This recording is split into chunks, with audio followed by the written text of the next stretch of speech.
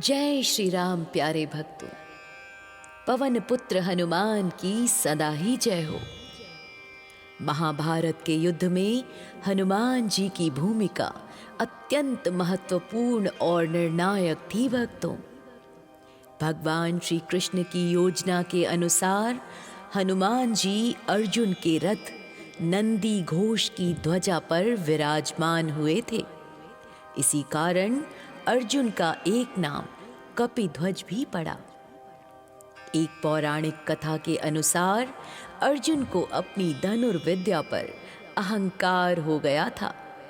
उन्होंने हनुमान जी से कहा कि यदि वे त्रेता युग में होते तो पत्थरों के बजाय बाणों का पुल बना देते। हनुमान जी ने अर्जुन की परीक्षा ली और अर्जुन के बाणों का पुल हनुमान जी के पैर रखते ही टूट गया। अर्जुन का अहंकार भी टूटा और वे आत्मदाह करने चले। जब श्री कृष्ण ने प्रकट होकर हनुमान जी से प्रार्थना की कि वे धर्म युद्ध में पांडवों की सहायता करें, हनुमान जी ने ध्वजा पर बैठने का वचन दिया। तब अर्जुन के रथ पर साक्षात भगवान श्री कृष्ण सारथी के रूप में बैठे थे और ध्वजा पर हनुमान जी जो शिव जी के 11वें रुद्र हैं। युद्ध के दौरान भीष्म पितामह, द्रोणाचार्य और कर्ण जैसे महान योद्धाओं ने अर्जुन के रथ पर दिव्य और विनाशकारी अस्त्रों जैसे ब्रह्मास्त्र, आग्नेयास्त्र आदि का प्रहार किया था। हनुमान जी ने उन सभी अस्त्रों के प्रभाव को अपने भीतर सोख लिया और रथ की रक्षा की।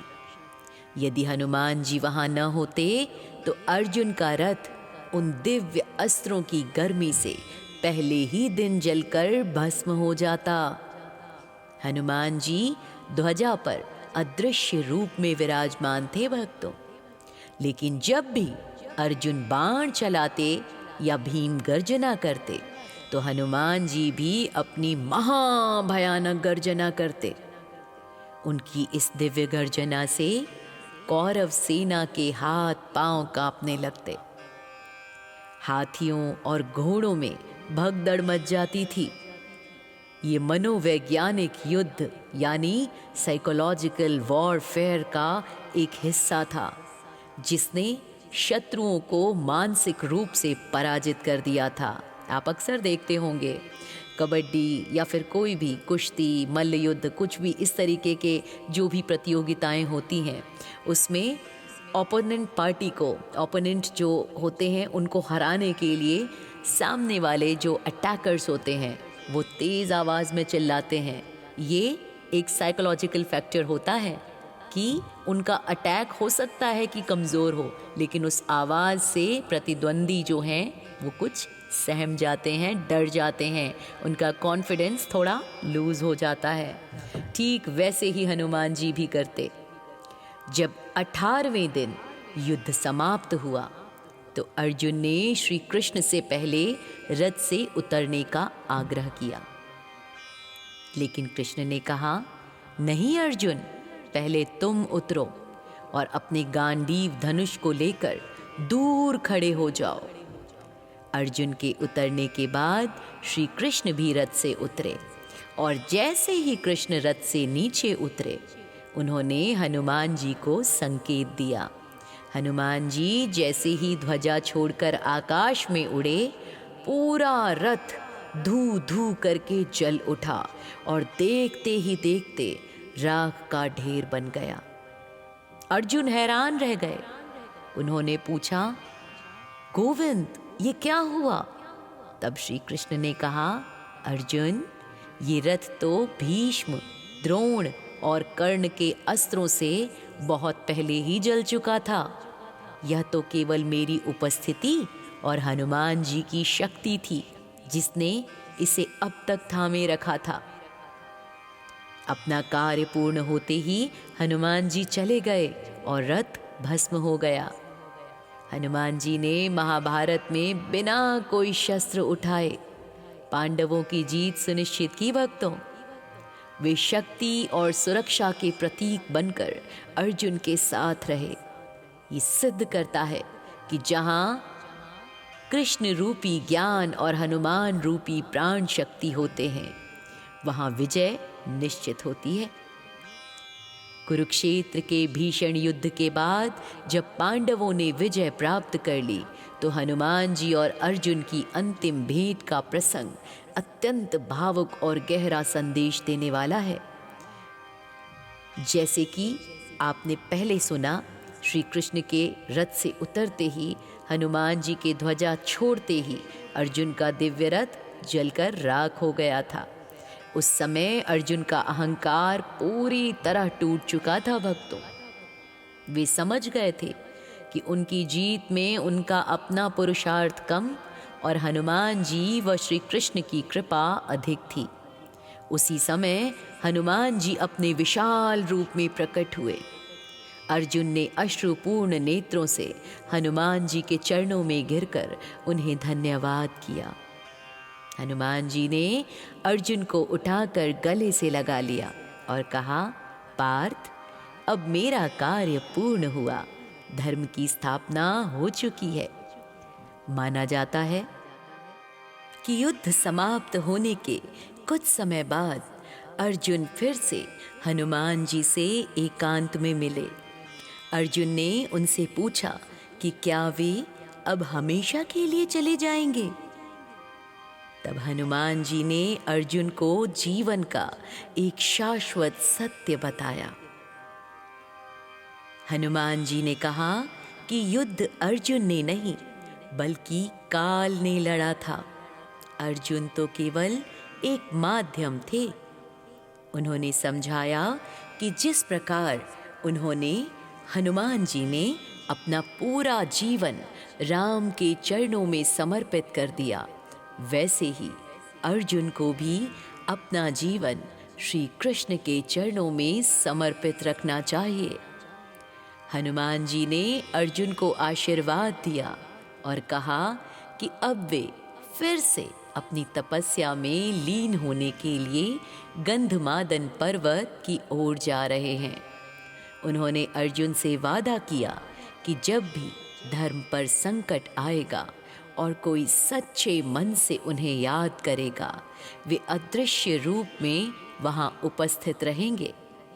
इसके बाद हनुमान जी पवन वेग से हिमालय की ओर उड़ गए।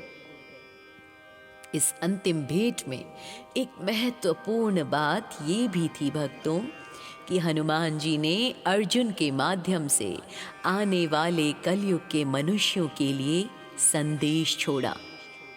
उन्होंने कहा कि द्वापर युग के अंत के साथ ही मनुष्य की शारीरिक शक्ति और कम हो जाएगी, लेकिन जो मनुष्य राम नाम का सहारा लेगा, उसकी मानसिक और आत्मिक शक्ति सदैव बनी रहेगी।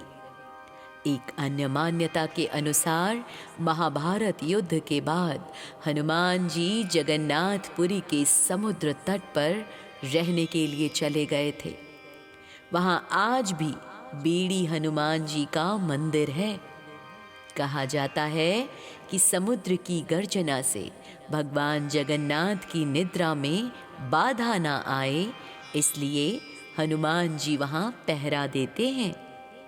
अर्जुन और पांडवों ने अपनी अंतिम तीर्थ यात्रा के दौरान वहां भी हनुमान जी के दर्शन किए थे।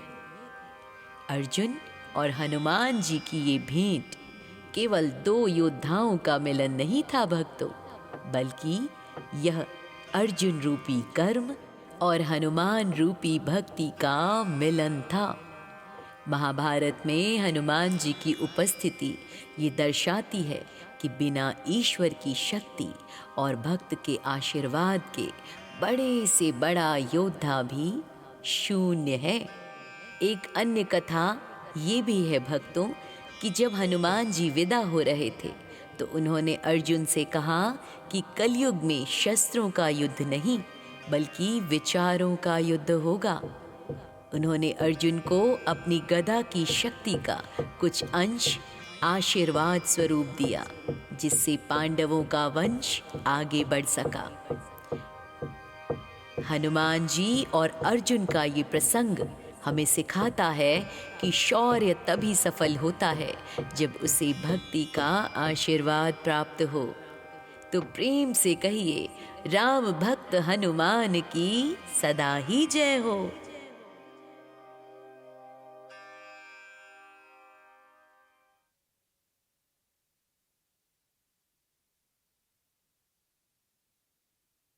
महाभारत के युद्ध में हनुमान जी की भूमिका अत्यंत महत्वपूर्ण और निर्णायक थी भक्तों। भगवान श्री कृष्ण की योजना के अनुसार हनुमान जी अर्जुन के रथ नंदी घोष की ध्वजा पर विराजमान हुए थे। इसी कारण अर्जुन का एक नाम कपिध्वज भी पड़ा। एक पौराणिक कथा के अनुसार अर्जुन को अपनी धनुर्विद्या पर अहंकार हो गया था। उन्होंने हनुमान जी से कहा कि यदि वे त्रेता युग में होते तो पत्थरों के बजाय बाणों का पुल बना देते। हनुमान जी ने अर्जुन की परीक्षा ली और अर्जुन के बाणों का पुल हनुमान जी के पैर रखते ही टूट गया। अर्जुन का अहंकार भी टूटा और वे आत्मदाह करने चले। जब श्री कृष्ण ने प्रकट होकर हनुमान जी से प्रार्थना की कि वे धर्म युद्ध में पांडवों की सहायता करें, हनुमान जी ने ध्वजा पर बैठने का वचन दिया। तब अर्जुन के रथ पर साक्षात भगवान श्री कृष्ण सारथी के रूप में बैठे थे और ध्वजा पर हनुमान जी, जो शिव जी के 11वें रुद्र हैं।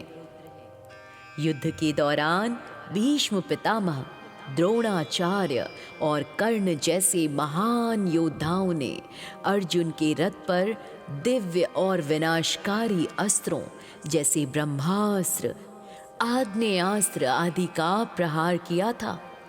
हनुमान जी ने उन सभी अस्त्रों के प्रभाव को अपने भीतर सोख लिया और रथ की रक्षा की। यदि हनुमान जी वहां न होते तो अर्जुन का रथ उन दिव्य अस्त्रों की गर्मी से पहले ही दिन जलकर भस्म हो जाता। हनुमान जी ध्वजा पर अदृश्य रूप में विराजमान थे भक्तों, लेकिन जब भी अर्जुन बाण चलाते या भीम गर्जना करते तो हनुमान जी भी अपनी महाभयानक गर्जना करते। उनकी इस दिव्य गर्जना से कौरव सेना के हाथ पांव कांपने लगते। हाथियों और घोड़ों में भगदड़ मच जाती थी। ये मनोवैज्ञानिक युद्ध यानी साइकोलॉजिकल वॉरफेयर का एक हिस्सा था, जिसने शत्रुओं को मानसिक रूप से पराजित कर दिया था। आप अक्सर देखते होंगे कबड्डी या फिर कोई भी कुश्ती, मल्ल युद्ध, कुछ भी इस तरीके के जो भी प्रतियोगिताएं होती हैं, उसमें ओपोनेंट पार्टी को, ओपोनेंट जो होते हैं उनको हराने के लिए सामने वाले जो अटैकर्स होते हैं वो तेज़ आवाज़ में चिल्लाते हैं। ये एक साइकोलॉजिकल फैक्टर होता है कि उनका अटैक हो सकता है कि कमज़ोर हो, लेकिन उस आवाज़ से प्रतिद्वंदी जो हैं वो कुछ सहम जाते हैं, डर जाते हैं, उनका कॉन्फिडेंस थोड़ा लूज़ हो जाता है। ठीक वैसे ही हनुमान जी भी करते। जब 18वें दिन युद्ध समाप्त हुआ तो अर्जुन ने श्री कृष्ण से पहले रथ से उतरने का आग्रह किया, लेकिन कृष्ण ने कहा, नहीं अर्जुन, पहले तुम उतरो और अपने गांडीव धनुष को लेकर दूर खड़े हो जाओ। अर्जुन के उतरने के बाद श्री कृष्ण भी रथ से उतरे और जैसे ही कृष्ण रथ से नीचे उतरे उन्होंने हनुमान जी को संकेत दिया। हनुमान जी जैसे ही ध्वजा छोड़कर आकाश में उड़े, पूरा रथ धू धू करके जल उठा और देखते ही देखते राख का ढेर बन गया। अर्जुन हैरान रह गए। उन्होंने पूछा, गोविंद, ये क्या हुआ? तब श्री कृष्ण ने कहा, अर्जुन, ये रथ तो भीष्म, द्रोण, और कर्ण के अस्त्रों से बहुत पहले ही जल चुका था। यह तो केवल मेरी उपस्थिति और हनुमान जी की शक्ति थी जिसने इसे अब तक थामे रखा था। अपना कार्य पूर्ण होते ही हनुमान जी चले गए और रथ भस्म हो गया। हनुमान जी ने महाभारत में बिना कोई शस्त्र उठाए पांडवों की जीत सुनिश्चित की। भक्तों, वे शक्ति और सुरक्षा के प्रतीक बनकर अर्जुन के साथ रहे। ये सिद्ध करता है कि जहां कृष्ण रूपी ज्ञान और हनुमान रूपी प्राण शक्ति होते हैं, वहां विजय निश्चित होती है। कुरुक्षेत्र के भीषण युद्ध के बाद जब पांडवों ने विजय प्राप्त कर ली, तो हनुमान जी और अर्जुन की अंतिम भेंट का प्रसंग अत्यंत भावुक और गहरा संदेश देने वाला है। जैसे कि आपने पहले सुना, श्री कृष्ण के रथ से उतरते ही, हनुमान जी के ध्वजा छोड़ते ही अर्जुन का दिव्य रथ जलकर राख हो गया था। उस समय अर्जुन का अहंकार पूरी तरह टूट चुका था। भक्तों, वे समझ गए थे कि उनकी जीत में उनका अपना पुरुषार्थ कम और हनुमान जी व श्री कृष्ण की कृपा अधिक थी। उसी समय हनुमान जी अपने विशाल रूप में प्रकट हुए। अर्जुन ने अश्रुपूर्ण नेत्रों से हनुमान जी के चरणों में गिरकर उन्हें धन्यवाद किया। हनुमान जी ने अर्जुन को उठाकर गले से लगा लिया और कहा, पार्थ, अब मेरा कार्य पूर्ण हुआ, धर्म की स्थापना हो चुकी है। माना जाता है कि युद्ध समाप्त होने के कुछ समय बाद अर्जुन फिर से हनुमान जी से एकांत में मिले। अर्जुन ने उनसे पूछा कि क्या वे अब हमेशा के लिए चले जाएंगे। तब हनुमान जी ने अर्जुन को जीवन का एक शाश्वत सत्य बताया। हनुमान जी ने कहा कि युद्ध अर्जुन ने नहीं बल्कि काल ने लड़ा था। अर्जुन तो केवल एक माध्यम थे। उन्होंने समझाया कि जिस प्रकार उन्होंने हनुमान जी ने अपना पूरा जीवन राम के चरणों में समर्पित कर दिया, वैसे ही अर्जुन को भी अपना जीवन श्री कृष्ण के चरणों में समर्पित रखना चाहिए। हनुमान जी ने अर्जुन को आशीर्वाद दिया और कहा कि अब वे फिर से अपनी तपस्या में लीन होने के लिए गंधमादन पर्वत की ओर जा रहे हैं। उन्होंने अर्जुन से वादा किया कि जब भी धर्म पर संकट आएगा और कोई सच्चे मन से उन्हें याद करेगा, वे अदृश्य रूप में वहां उपस्थित रहेंगे। इसके बाद हनुमान जी पवन वेग से हिमालय की ओर उड़ गए। इस अंतिम भेंट में एक महत्वपूर्ण बात ये भी थी भक्तों कि हनुमान जी ने अर्जुन के माध्यम से आने वाले कलयुग के मनुष्यों के लिए संदेश छोड़ा। उन्होंने कहा कि द्वापर युग के अंत के साथ ही मनुष्य की शारीरिक शक्ति और कम हो जाएगी, लेकिन जो मनुष्य राम नाम का सहारा लेगा, उसकी मानसिक और आत्मिक शक्ति सदैव बनी रहेगी। एक अन्य मान्यता के अनुसार महाभारत युद्ध के बाद हनुमान जी जगन्नाथपुरी के समुद्र तट पर रहने के लिए चले गए थे। वहां आज भी बीड़ी हनुमान जी का मंदिर है। कहा जाता है कि समुद्र की गर्जना से भगवान जगन्नाथ की निद्रा में बाधा ना आए, इसलिए हनुमान जी वहां पहरा देते हैं। अर्जुन और पांडवों ने अपनी अंतिम तीर्थ यात्रा के दौरान वहां भी हनुमान जी के दर्शन किए थे। अर्जुन और हनुमान जी की ये भेंट केवल दो योद्धाओं का मिलन नहीं था भक्तों, बल्कि यह अर्जुन रूपी कर्म और हनुमान रूपी भक्ति का मिलन था। महाभारत में हनुमान जी की उपस्थिति ये दर्शाती है कि बिना ईश्वर की शक्ति और भक्त के आशीर्वाद के बड़े से बड़ा योद्धा भी शून्य है। एक अन्य कथा ये भी है भक्तों कि जब हनुमान जी विदा हो रहे थे तो उन्होंने अर्जुन से कहा कि कलयुग में शस्त्रों का युद्ध नहीं बल्कि विचारों का युद्ध होगा। उन्होंने अर्जुन को अपनी गदा की शक्ति का कुछ अंश आशीर्वाद स्वरूप दिया, जिससे पांडवों का वंश आगे बढ़ सका।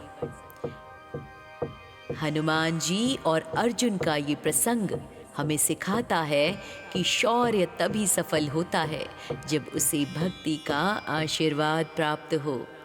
तो प्रेम से कहिए, राम भक्त हनुमान की सदा ही जय हो। महाभारत के युद्ध में हनुमान जी की भूमिका अत्यंत महत्वपूर्ण और निर्णायक थी भक्तों। भगवान श्री कृष्ण की योजना के अनुसार हनुमान जी अर्जुन के रथ नंदी घोष की ध्वजा पर विराजमान हुए थे। इसी कारण अर्जुन का एक नाम कपिध्वज भी पड़ा।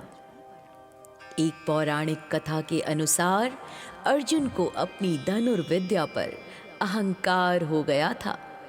उन्होंने हनुमान जी से कहा कि यदि वे त्रेता युग में होते तो पत्थरों के बजाय बाणों का पुल बना देते। हनुमान जी ने अर्जुन की परीक्षा ली और अर्जुन के बाणों का पुल हनुमान जी के पैर रखते ही टूट गया। अर्जुन का अहंकार भी टूटा और वे आत्मदाह करने चले। जब श्री कृष्ण ने प्रकट होकर हनुमान जी से प्रार्थना की कि वे धर्म युद्ध में पांडवों की सहायता करें, हनुमान जी ने ध्वजा पर बैठने का वचन दिया। तब अर्जुन के रथ पर साक्षात भगवान श्री कृष्ण सारथी के रूप में बैठे थे और ध्वजा पर हनुमान जी जो शिव जी के 11वें रुद्र हैं। युद्ध के दौरान भीष्म पितामह, द्रोणाचार्य और कर्ण जैसे महान योद्धाओं ने अर्जुन के रथ पर दिव्य और विनाशकारी अस्त्रों जैसे ब्रह्मास्त्र, आग्नेयास्त्र आदि का प्रहार किया था। हनुमान जी ने उन सभी अस्त्रों के प्रभाव को अपने भीतर सोख लिया और रथ की रक्षा की। यदि हनुमान जी वहां न होते तो अर्जुन का रथ उन दिव्य अस्त्रों की गर्मी से पहले ही दिन जलकर भस्म हो जाता। हनुमान जी ध्वजा पर अदृश्य रूप में विराजमान थे भक्तों, लेकिन जब भी अर्जुन बाण चलाते या भीम गर्जना करते तो हनुमान जी भी अपनी महाभयानक गर्जना करते। उनकी इस दिव्य गर्जना से कौरव सेना के हाथ पांव कांपने लगते। हाथियों और घोड़ों में भगदड़ मच जाती थी। ये मनोवैज्ञानिक युद्ध यानी साइकोलॉजिकल वॉरफेयर का एक हिस्सा था, जिसने शत्रुओं को मानसिक रूप से पराजित कर दिया था। आप अक्सर देखते होंगे कबड्डी या फिर कोई भी कुश्ती, मल्ल युद्ध, कुछ भी इस तरीके के जो भी प्रतियोगिताएं होती हैं, उसमें ओपोनेंट पार्टी को, ओपोनेंट जो होते हैं उनको हराने के लिए सामने वाले जो अटैकर्स होते हैं वो तेज़ आवाज़ में चिल्लाते हैं। ये एक साइकोलॉजिकल फैक्टर होता है कि उनका अटैक हो सकता है कि कमज़ोर हो, लेकिन उस आवाज़ से प्रतिद्वंदी जो हैं वो कुछ सहम जाते हैं, डर जाते हैं, उनका कॉन्फिडेंस थोड़ा लूज़ हो जाता है। ठीक वैसे ही हनुमान जी भी करते। जब 18वें दिन युद्ध समाप्त हुआ तो अर्जुन ने श्री कृष्ण से पहले रथ से उतरने का आग्रह किया, लेकिन कृष्ण ने कहा, नहीं अर्जुन, पहले तुम उतरो और अपने गांडीव धनुष को लेकर दूर खड़े हो जाओ। अर्जुन के उतरने के बाद श्री कृष्ण भी रथ से उतरे और जैसे ही कृष्ण रथ से नीचे उतरे उन्होंने हनुमान जी को संकेत दिया। हनुमान जी जैसे ही ध्वजा छोड़कर आकाश में उड़े, पूरा रथ धू धू करके जल उठा और देखते ही देखते राख का ढेर बन गया। अर्जुन हैरान रह गए। उन्होंने पूछा, गोविंद, ये क्या हुआ? तब श्री कृष्ण ने कहा, अर्जुन, ये रथ तो भीष्म, द्रोण और कर्ण के अस्त्रों से बहुत पहले ही जल चुका था। यह तो केवल मेरी उपस्थिति और हनुमान जी की शक्ति थी जिसने इसे अब तक थामे रखा था। अपना कार्य पूर्ण होते ही हनुमान जी चले गए और रथ भस्म हो गया। हनुमान जी ने महाभारत में बिना कोई शस्त्र उठाए पांडवों की जीत सुनिश्चित की। भक्तों, वे शक्ति और सुरक्षा के प्रतीक बनकर अर्जुन के साथ रहे। ये सिद्ध करता है कि जहां कृष्ण रूपी ज्ञान और हनुमान रूपी प्राण शक्ति होते हैं, वहां विजय निश्चित होती है।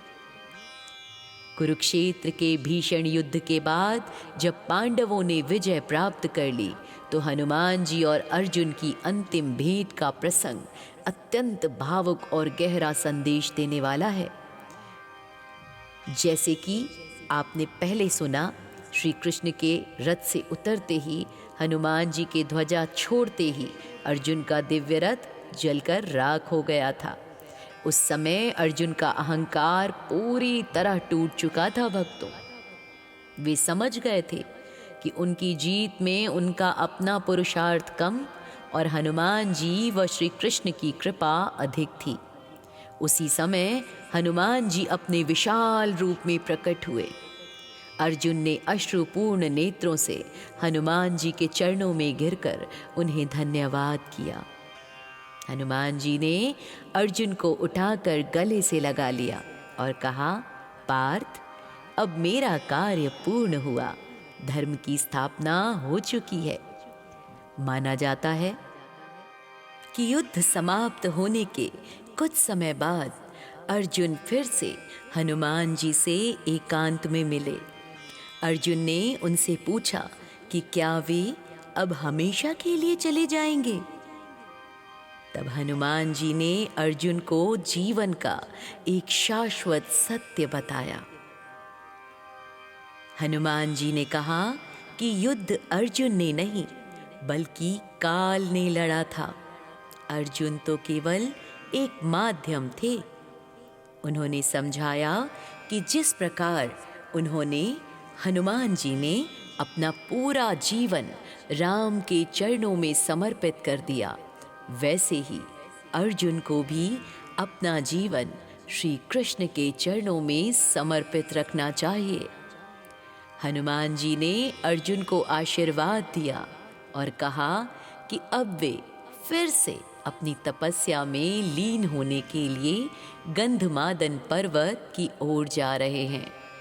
उन्होंने अर्जुन से वादा किया कि जब भी धर्म पर संकट आएगा और कोई सच्चे मन से उन्हें याद करेगा, वे अदृश्य रूप में वहां उपस्थित रहेंगे।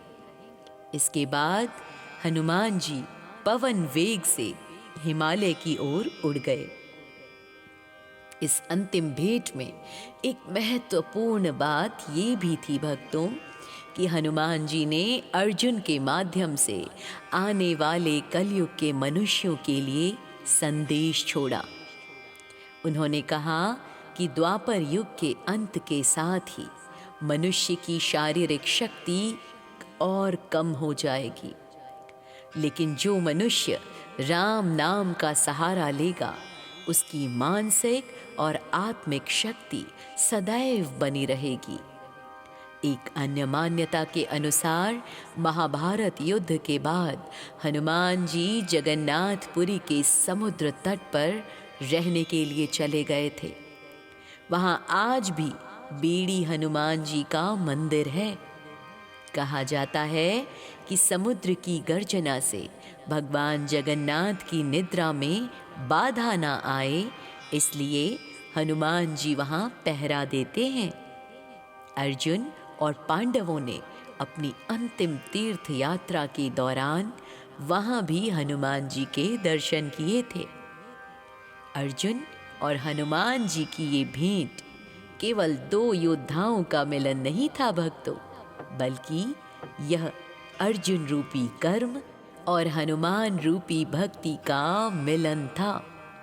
महाभारत में हनुमान जी की उपस्थिति ये दर्शाती है कि बिना ईश्वर की शक्ति और भक्त के आशीर्वाद के बड़े से बड़ा योद्धा भी शून्य है।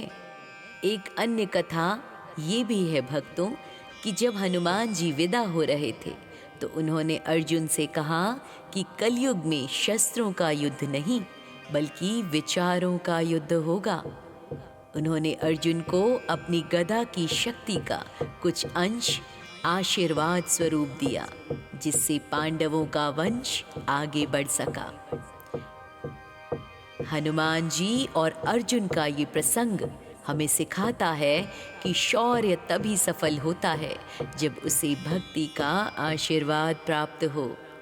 तो प्रेम से कहिए, राम भक्त हनुमान की सदा ही जय हो। महाभारत के युद्ध में हनुमान जी की भूमिका अत्यंत महत्वपूर्ण और निर्णायक थी भक्तों।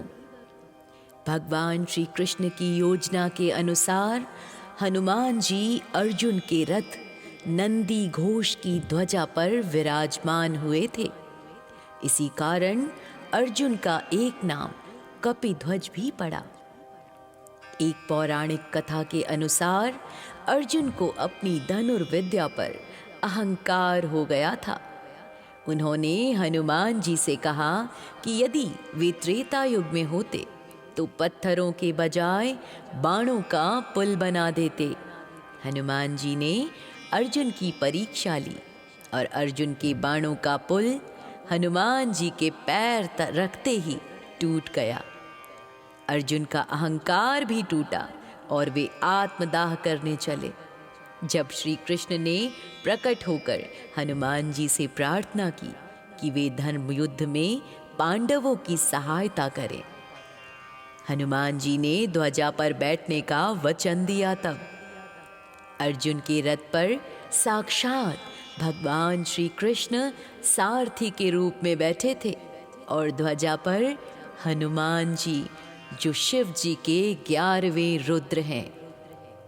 युद्ध के दौरान भीष्म पितामह, द्रोणाचार्य और कर्ण जैसे महान योद्धाओं ने अर्जुन के रथ पर दिव्य और विनाशकारी अस्त्रों जैसे ब्रह्मास्त्र, आग्नेयास्त्र आदि का प्रहार किया था। हनुमान जी ने उन सभी अस्त्रों के प्रभाव को अपने भीतर सोख लिया और रथ की रक्षा की। यदि हनुमान जी वहां न होते तो अर्जुन का रथ उन दिव्य अस्त्रों की गर्मी से पहले ही दिन जलकर भस्म हो जाता। हनुमान जी ध्वजा पर अदृश्य रूप में विराजमान थे भक्तों, लेकिन जब भी अर्जुन बाण चलाते या भीम गर्जना करते तो हनुमान जी भी अपनी महाभयानक गर्जना करते। उनकी इस दिव्य गर्जना से कौरव सेना के हाथ पांव कांपने लगते। हाथियों और घोड़ों में भगदड़ मच जाती थी। ये मनोवैज्ञानिक युद्ध यानी साइकोलॉजिकल वॉरफेयर का एक हिस्सा था, जिसने शत्रुओं को मानसिक रूप से पराजित कर दिया था। आप अक्सर देखते होंगे कबड्डी या फिर कोई भी कुश्ती, मल्ल युद्ध, कुछ भी इस तरीके के जो भी प्रतियोगिताएं होती हैं, उसमें ओपोनेंट पार्टी को, ओपोनेंट जो होते हैं उनको हराने के लिए सामने वाले जो अटैकर्स होते हैं वो तेज़ आवाज़ में चिल्लाते हैं। ये एक साइकोलॉजिकल फैक्टर होता है कि उनका अटैक हो सकता है कि कमज़ोर हो, लेकिन उस आवाज़ से प्रतिद्वंदी जो हैं वो कुछ सहम जाते हैं, डर जाते हैं, उनका कॉन्फिडेंस थोड़ा लूज़ हो जाता है। ठीक वैसे ही हनुमान जी भी करते। जब 18वें दिन युद्ध समाप्त हुआ तो अर्जुन ने श्री कृष्ण से पहले रथ से उतरने का आग्रह किया, लेकिन कृष्ण ने कहा, नहीं अर्जुन, पहले तुम उतरो और अपने गांडीव धनुष को लेकर दूर खड़े हो जाओ। अर्जुन के उतरने के बाद श्री कृष्ण भी रथ से उतरे और जैसे ही कृष्ण रथ से नीचे उतरे उन्होंने हनुमान जी को संकेत दिया। हनुमान जी जैसे ही ध्वजा छोड़कर आकाश में उड़े, पूरा रथ धू धू करके जल उठा और देखते ही देखते राख का ढेर बन गया। अर्जुन हैरान रह गए। उन्होंने पूछा, गोविंद, ये क्या हुआ? तब श्री कृष्ण ने कहा, अर्जुन, ये रथ तो भीष्म, द्रोण और कर्ण के अस्त्रों से बहुत पहले ही जल चुका था। यह तो केवल मेरी उपस्थिति और हनुमान जी की शक्ति थी जिसने इसे अब तक थामे रखा था। अपना कार्य पूर्ण होते ही हनुमान जी चले गए और रथ भस्म हो गया। हनुमान जी ने महाभारत में बिना कोई शस्त्र उठाए पांडवों की जीत सुनिश्चित की। भक्तों, वे शक्ति और सुरक्षा के प्रतीक बनकर अर्जुन के साथ रहे। ये सिद्ध करता है कि जहां कृष्ण रूपी ज्ञान और हनुमान रूपी प्राण शक्ति होते हैं, वहां विजय निश्चित होती है।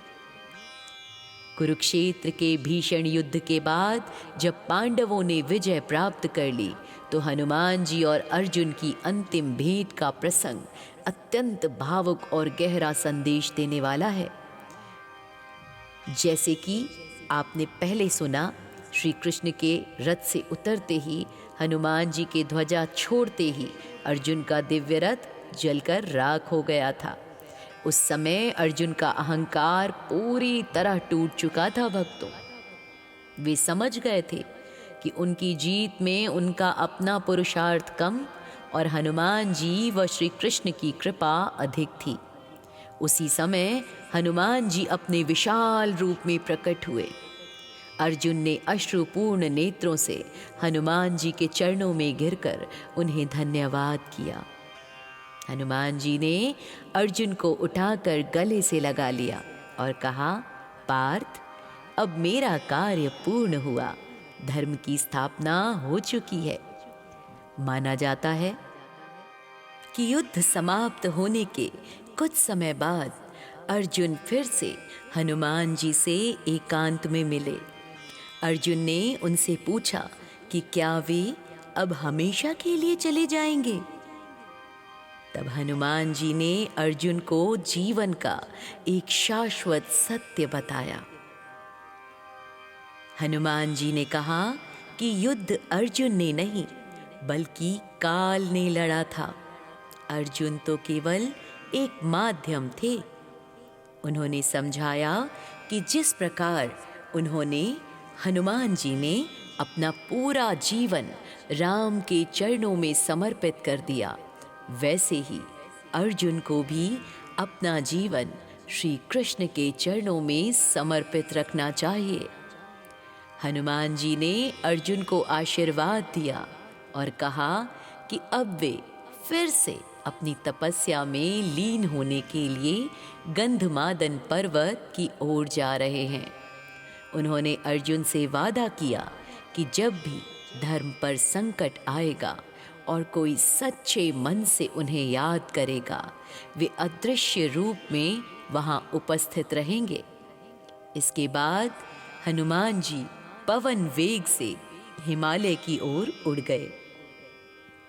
इस अंतिम भेंट में एक महत्वपूर्ण बात ये भी थी भक्तों कि हनुमान जी ने अर्जुन के माध्यम से आने वाले कलयुग के मनुष्यों के लिए संदेश छोड़ा।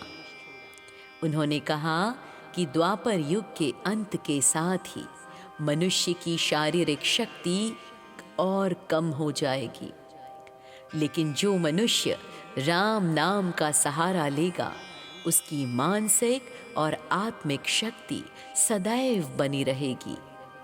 एक अन्य मान्यता के अनुसार महाभारत युद्ध के बाद हनुमान जी जगन्नाथपुरी के समुद्र तट पर रहने के लिए चले गए थे। वहां आज भी बीड़ी हनुमान जी का मंदिर है। कहा जाता है कि समुद्र की गर्जना से भगवान जगन्नाथ की निद्रा में बाधा ना आए, इसलिए हनुमान जी वहां पहरा देते हैं।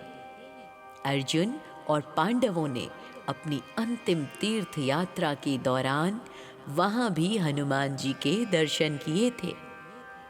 अर्जुन और हनुमान जी की ये भेंट केवल दो योद्धाओं का मिलन नहीं था भक्तों, बल्कि यह अर्जुन रूपी कर्म और हनुमान रूपी भक्ति का मिलन था।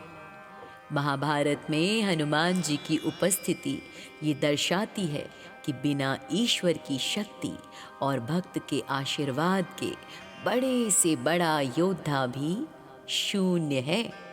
एक अन्य कथा ये भी है भक्तों कि जब हनुमान जी विदा हो रहे थे तो उन्होंने अर्जुन से कहा कि कलयुग में शस्त्रों का युद्ध नहीं बल्कि विचारों का युद्ध होगा। उन्होंने अर्जुन को अपनी गदा की शक्ति का कुछ अंश आशीर्वाद स्वरूप दिया, जिससे पांडवों का वंश आगे बढ़ सका। हनुमान जी और अर्जुन का ये प्रसंग हमें सिखाता है कि शौर्य तभी सफल होता है जब उसे भक्ति का आशीर्वाद प्राप्त हो। तो प्रेम से कहिए, राम भक्त हनुमान की सदा ही जय हो।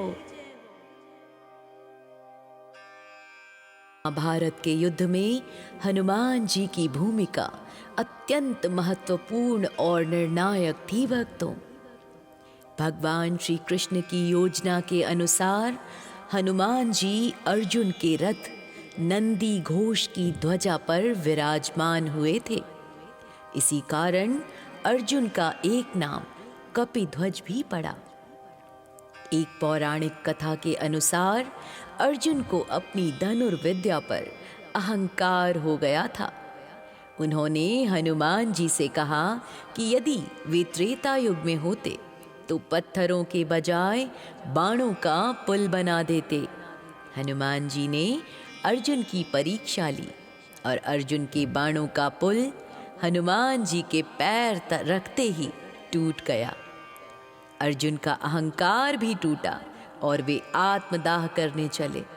जब श्री कृष्ण ने प्रकट होकर हनुमान जी से प्रार्थना की कि वे धर्म युद्ध में पांडवों की सहायता करें, हनुमान जी ने ध्वजा पर बैठने का वचन दिया। तब अर्जुन के रथ पर साक्षात भगवान श्री कृष्ण सारथी के रूप में बैठे थे और ध्वजा पर हनुमान जी जो शिव जी के 11वें रुद्र हैं। युद्ध के दौरान भीष्म पितामह, द्रोणाचार्य और कर्ण जैसे महान योद्धाओं ने अर्जुन के रथ पर दिव्य और विनाशकारी अस्त्रों जैसे ब्रह्मास्त्र, आग्नेयास्त्र आदि का प्रहार किया था। हनुमान जी ने उन सभी अस्त्रों के प्रभाव को अपने भीतर सोख लिया और रथ की रक्षा की। यदि हनुमान जी वहां न होते तो अर्जुन का रथ उन दिव्य अस्त्रों की गर्मी से पहले ही दिन जलकर भस्म हो जाता। हनुमान जी ध्वजा पर अदृश्य रूप में विराजमान थे भक्तों, लेकिन जब भी अर्जुन बाण चलाते या भीम गर्जना करते तो हनुमान जी भी अपनी महाभयानक गर्जना करते। उनकी इस दिव्य गर्जना से कौरव सेना के हाथ पांव कांपने लगते। हाथियों और घोड़ों में भगदड़ मच जाती थी। ये मनोवैज्ञानिक युद्ध यानी साइकोलॉजिकल वॉरफेयर का एक हिस्सा था, जिसने शत्रुओं को मानसिक रूप से पराजित कर दिया था। आप अक्सर देखते होंगे कबड्डी या फिर कोई भी कुश्ती, मल्ल युद्ध, कुछ भी इस तरीके के जो भी प्रतियोगिताएं होती हैं, उसमें ओपोनेंट पार्टी को, ओपोनेंट जो होते हैं उनको हराने के लिए सामने वाले जो अटैकर्स होते हैं वो तेज़ आवाज़ में चिल्लाते हैं। ये एक साइकोलॉजिकल फैक्टर होता है कि उनका अटैक हो सकता है कि कमज़ोर हो, लेकिन उस आवाज़ से प्रतिद्वंदी जो हैं वो कुछ सहम जाते हैं, डर जाते हैं, उनका कॉन्फिडेंस थोड़ा लूज़ हो जाता है। ठीक वैसे ही हनुमान जी भी करते। जब 18वें दिन युद्ध समाप्त हुआ तो अर्जुन ने श्री कृष्ण से पहले रथ से उतरने का आग्रह किया, लेकिन कृष्ण ने कहा, नहीं अर्जुन, पहले तुम उतरो और अपने गांडीव धनुष को लेकर दूर खड़े हो जाओ। अर्जुन के उतरने के बाद श्री कृष्ण भी रथ से उतरे और जैसे ही कृष्ण रथ से नीचे उतरे, उन्होंने हनुमान जी को संकेत दिया। हनुमान जी जैसे ही ध्वजा छोड़कर आकाश में उड़े, पूरा रथ धू धू करके जल उठा और देखते ही देखते राख का ढेर बन गया। अर्जुन हैरान रह गए। उन्होंने पूछा, गोविंद, ये क्या हुआ? तब श्री कृष्ण ने कहा, अर्जुन, ये रथ तो भीष्म, द्रोण और कर्ण के अस्त्रों से बहुत पहले ही जल चुका था। यह तो केवल मेरी उपस्थिति और हनुमान जी की शक्ति थी जिसने इसे अब तक थामे रखा था। अपना कार्य पूर्ण होते ही हनुमान जी चले गए और रथ भस्म हो गया। हनुमान जी ने महाभारत में बिना कोई शस्त्र उठाए पांडवों की जीत सुनिश्चित की। भक्तों, वे शक्ति और सुरक्षा के प्रतीक बनकर अर्जुन के साथ रहे।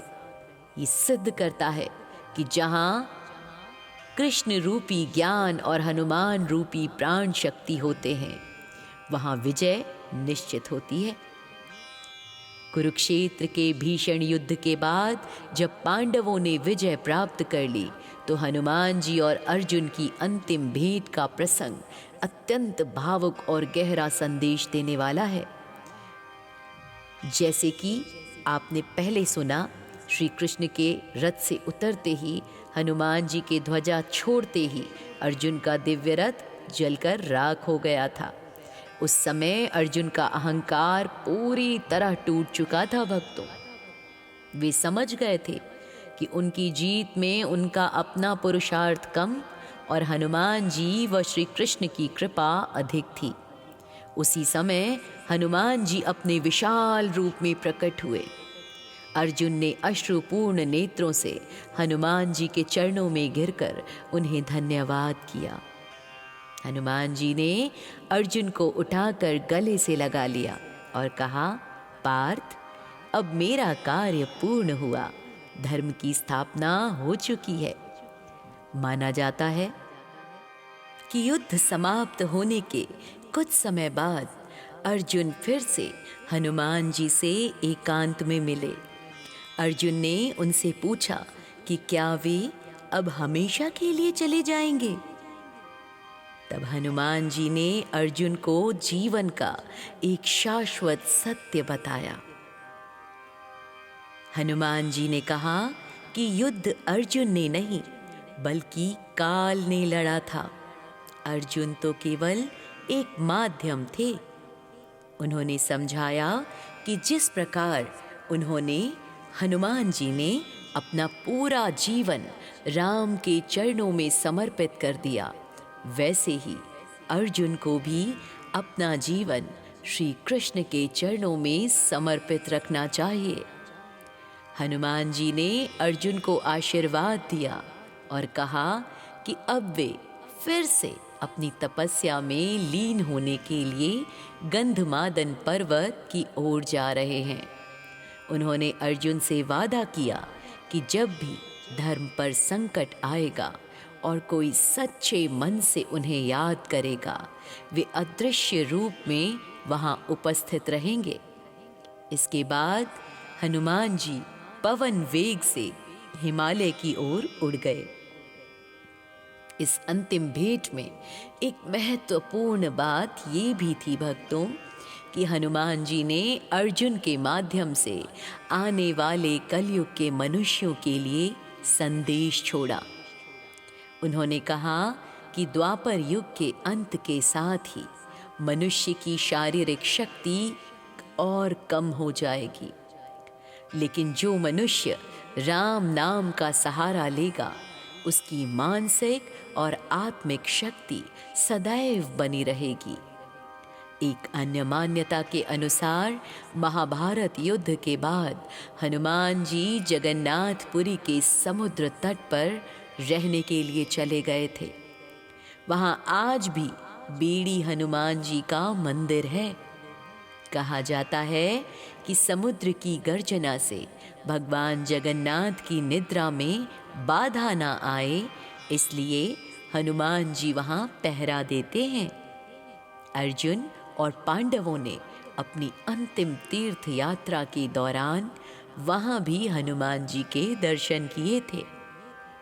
अर्जुन और हनुमान जी की ये भेंट केवल दो योद्धाओं का मिलन नहीं था भक्तों, बल्कि यह अर्जुन रूपी कर्म और हनुमान रूपी भक्ति का मिलन था। महाभारत में हनुमान जी की उपस्थिति ये दर्शाती है कि बिना ईश्वर की शक्ति और भक्त के आशीर्वाद के बड़े से बड़ा योद्धा भी शून्य है। एक अन्य कथा ये भी है भक्तों कि जब हनुमान जी विदा हो रहे थे तो उन्होंने अर्जुन से कहा कि कलयुग में शस्त्रों का युद्ध नहीं बल्कि विचारों का युद्ध होगा। उन्होंने अर्जुन को अपनी गदा की शक्ति का कुछ अंश आशीर्वाद स्वरूप दिया, जिससे पांडवों का वंश आगे बढ़ सका। हनुमान जी और अर्जुन का ये प्रसंग हमें सिखाता है कि शौर्य तभी सफल होता है जब उसे भक्ति का आशीर्वाद प्राप्त हो। तो प्रेम से कहिए, राम भक्त हनुमान की सदा ही जय हो। महाभारत के युद्ध में हनुमान जी की भूमिका अत्यंत महत्वपूर्ण और निर्णायक थी भक्तों। भगवान श्री कृष्ण की योजना के अनुसार हनुमान जी अर्जुन के रथ नंदी घोष की ध्वजा पर विराजमान हुए थे। इसी कारण अर्जुन का एक नाम कपिध्वज भी पड़ा। एक पौराणिक कथा के अनुसार अर्जुन को अपनी धनुर्विद्या पर अहंकार हो गया था। उन्होंने हनुमान जी से कहा कि यदि वे त्रेता युग में होते तो पत्थरों के बजाय बाणों का पुल बना देते। हनुमान जी ने अर्जुन की परीक्षा ली और अर्जुन के बाणों का पुल हनुमान जी के पैर रखते ही टूट गया। अर्जुन का अहंकार भी टूटा और वे आत्मदाह करने चले। जब श्री कृष्ण ने प्रकट होकर हनुमान जी से प्रार्थना की कि वे धर्म युद्ध में पांडवों की सहायता करें, हनुमान जी ने ध्वजा पर बैठने का वचन दिया। तब अर्जुन के रथ पर साक्षात भगवान श्री कृष्ण सारथी के रूप में बैठे थे और ध्वजा पर हनुमान जी जो शिव जी के 11वें रुद्र हैं। युद्ध के दौरान भीष्म पितामह, द्रोणाचार्य और कर्ण जैसे महान योद्धाओं ने अर्जुन के रथ पर दिव्य और विनाशकारी अस्त्रों जैसे ब्रह्मास्त्र, आग्नेयास्त्र आदि का प्रहार किया था। हनुमान जी ने उन सभी अस्त्रों के प्रभाव को अपने भीतर सोख लिया और रथ की रक्षा की। यदि हनुमान जी वहां न होते तो अर्जुन का रथ उन दिव्य अस्त्रों की गर्मी से पहले ही दिन जलकर भस्म हो जाता। हनुमान जी ध्वजा पर अदृश्य रूप में विराजमान थे भक्तों, लेकिन जब भी अर्जुन बाण चलाते या भीम गर्जना करते तो हनुमान जी भी अपनी महाभयानक गर्जना करते। उनकी इस दिव्य गर्जना से कौरव सेना के हाथ पांव कांपने लगते। हाथियों और घोड़ों में भगदड़ मच जाती थी। ये मनोवैज्ञानिक युद्ध यानी साइकोलॉजिकल वॉरफेयर का एक हिस्सा था, जिसने शत्रुओं को मानसिक रूप से पराजित कर दिया था। आप अक्सर देखते होंगे कबड्डी या फिर कोई भी कुश्ती, मल्ल युद्ध, कुछ भी इस तरीके के जो भी प्रतियोगिताएं होती हैं, उसमें ओपोनेंट पार्टी को, ओपोनेंट जो होते हैं उनको हराने के लिए सामने वाले जो अटैकर्स होते हैं वो तेज़ आवाज़ में चिल्लाते हैं। ये एक साइकोलॉजिकल फैक्टर होता है। कि उनका अटैक हो सकता है कि कमज़ोर हो, लेकिन उस आवाज़ से प्रतिद्वंदी जो हैं वो कुछ सहम जाते हैं, डर जाते हैं, उनका कॉन्फिडेंस थोड़ा लूज़ हो जाता है। ठीक वैसे ही हनुमान जी भी करते। जब 18वें दिन युद्ध समाप्त हुआ तो अर्जुन ने श्री कृष्ण से पहले रथ से उतरने का आग्रह किया, लेकिन कृष्ण ने कहा, नहीं अर्जुन, पहले तुम उतरो और अपने गांडीव धनुष को लेकर दूर खड़े हो जाओ। अर्जुन के उतरने के बाद श्री कृष्ण भी रथ से उतरे और जैसे ही कृष्ण रथ से नीचे उतरे उन्होंने हनुमान जी को संकेत दिया। हनुमान जी जैसे ही ध्वजा छोड़कर आकाश में उड़े, पूरा रथ धू धू करके जल उठा और देखते ही देखते राख का ढेर बन गया। अर्जुन हैरान रह गए। उन्होंने पूछा, गोविंद, ये क्या हुआ? तब श्री कृष्ण ने कहा, अर्जुन, ये रथ तो भीष्म, द्रोण और कर्ण के अस्त्रों से बहुत पहले ही जल चुका था। यह तो केवल मेरी उपस्थिति और हनुमान जी की शक्ति थी जिसने इसे अब तक थामे रखा था। अपना कार्य पूर्ण होते ही हनुमान जी चले गए और रथ भस्म हो गया। हनुमान जी ने महाभारत में बिना कोई शस्त्र उठाए पांडवों की जीत सुनिश्चित की। भक्तों, वे शक्ति और सुरक्षा के प्रतीक बनकर अर्जुन के साथ रहे। ये सिद्ध करता है कि जहां कृष्ण रूपी ज्ञान और हनुमान रूपी प्राण शक्ति होते हैं, वहां विजय निश्चित होती है। कुरुक्षेत्र के भीषण युद्ध के बाद जब पांडवों ने विजय प्राप्त कर ली तो हनुमान जी और अर्जुन की अंतिम भेंट का प्रसंग अत्यंत भावुक और गहरा संदेश देने वाला है। जैसे कि आपने पहले सुना, श्री कृष्ण के रथ से उतरते ही, हनुमान जी के ध्वजा छोड़ते ही अर्जुन का दिव्य रथ जलकर राख हो गया था। उस समय अर्जुन का अहंकार पूरी तरह टूट चुका था। भक्तों, वे समझ गए थे कि उनकी जीत में उनका अपना पुरुषार्थ कम और हनुमान जी व श्री कृष्ण की कृपा अधिक थी। उसी समय हनुमान जी अपने विशाल रूप में प्रकट हुए। अर्जुन ने अश्रुपूर्ण नेत्रों से हनुमान जी के चरणों में गिरकर उन्हें धन्यवाद किया। हनुमान जी ने अर्जुन को उठाकर गले से लगा लिया और कहा, पार्थ, अब मेरा कार्य पूर्ण हुआ, धर्म की स्थापना हो चुकी है। माना जाता है कि युद्ध समाप्त होने के कुछ समय बाद अर्जुन फिर से हनुमान जी से एकांत में मिले। अर्जुन ने उनसे पूछा कि क्या वे अब हमेशा के लिए चले जाएंगे? तब हनुमान जी ने अर्जुन को जीवन का एक शाश्वत सत्य बताया।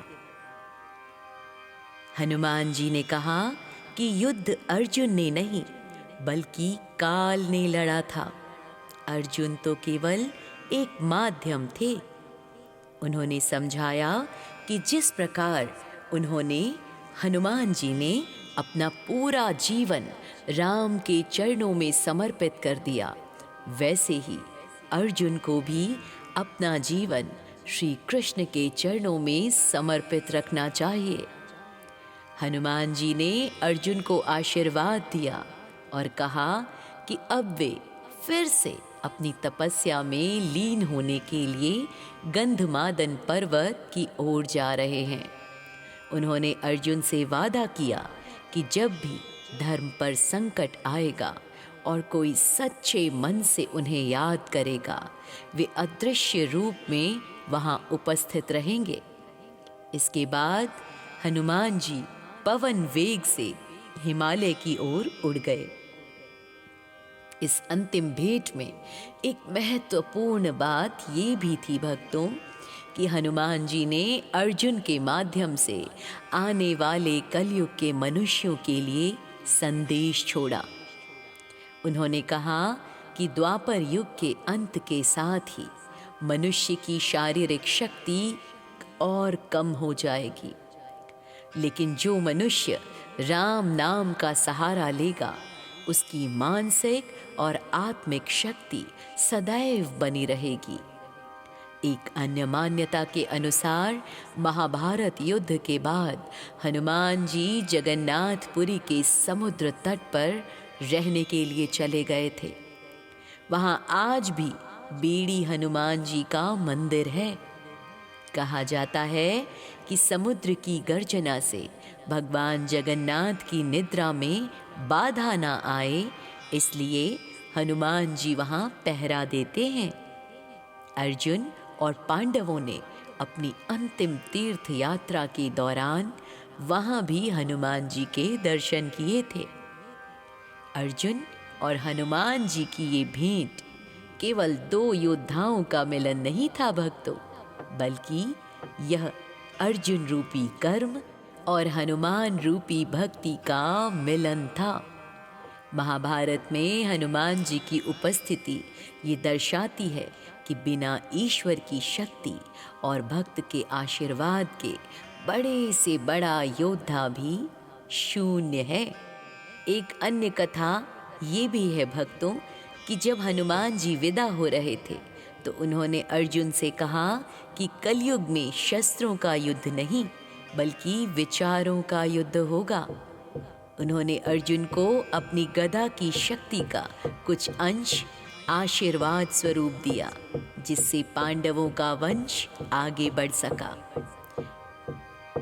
हनुमान जी और अर्जुन का ये प्रसंग हमें सिखाता है कि शौर्य तभी सफल होता है जब उसे भक्ति का आशीर्वाद प्राप्त हो। तो प्रेम से कहिए, राम भक्त हनुमान की सदा ही जय हो।